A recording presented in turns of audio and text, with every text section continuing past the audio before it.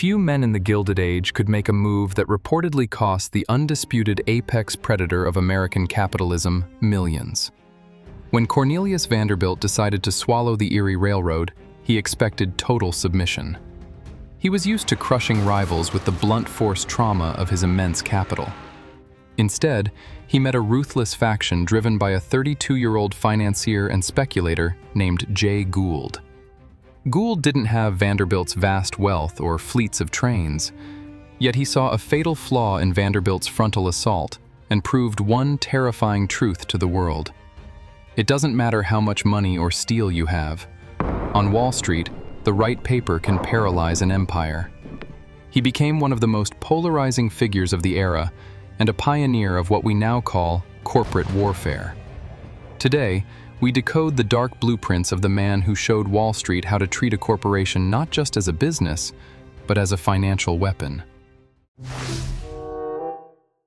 Vanderbilt launched a massive campaign to buy up all available shares and take control of the Erie Railroad. It was a battle of attrition, and Vanderbilt had the deepest pockets in America. But Gould and his allies inside Erie's board didn't fight him with money. They exploited a controversial legal loophole. By leveraging Erie's ability to issue new securities that could be converted into stock, Gould's faction issued and rushed out massive new blocks of Erie shares. Wall Street debated whether it was a brilliant defense or outright fraud, but the result was undeniable. The stock was heavily watered. As fast as Vanderbilt bought the shares, Gould's faction manufactured more. The Commodore bled millions of dollars buying heavily diluted paper that continually destroyed his voting power. When Vanderbilt tried to use the courts to stop the maneuver, Gould and his allies fled across the river to New Jersey to avoid arrest, and then traveled to Albany. There, he systematically bribed New York state legislators to legalize the tactic. It was an audacious, early blueprint for corporate defense, destroying the value of the very asset your enemy is trying to acquire. Gould didn't just want to beat his rivals. He wanted to bend the market to his will. In 1869, he orchestrated a plot of staggering arrogance. He conspired to corner the available floating supply of gold in New York. To execute this, Gould systematically leveraged connections within the inner circle of President Ulysses S. Grant. His goal was to ensure the federal government wouldn't release its own gold reserves to stabilize the price. As Gould and his partners hoarded the metal, prices skyrocketed. Panic consumed the financial district.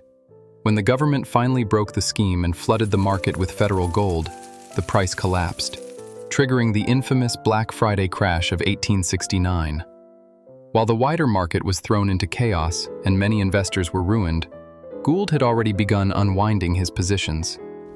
He walked away with his fortune largely intact while Wall Street burned.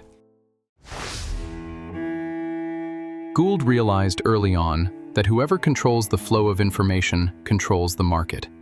He didn't just speculate on stocks, he understood the real power was in owning the wire. He later gained control of Western Union, the dominant force in the American telegraph system. By commanding the primary communication network, Gould held the ultimate infrastructural advantage. He controlled the very arteries of market data, giving his operations extraordinary market intelligence and fueling widespread accusations that he received economic and political news before the broader public could react. It was the 19th century equivalent of having the ultimate insider network. He wasn't predicting the future, he owned the infrastructure that delivered it. Jay Gould taught Wall Street its most cynical yet enduring lesson. While he would go on to build massive rail systems later in his career, his early tactics proved that a company could be used purely as a vehicle for financial leverage. His legacy isn't just measured in miles of track, it's measured in the modern tactics of market manipulation, asset dilution, and weaponizing the law against rivals with vastly superior physical capital. He was the phantom in the ledger. If you want to master the game, subscribe to the Strategy Fox. We hunt for the truth hidden in the ledgers of power. Drop a comment below. In today's market, who is running Jay Gould's playbook? Is the modern corporate raider an act of necessary capitalism, or just legalized manipulation?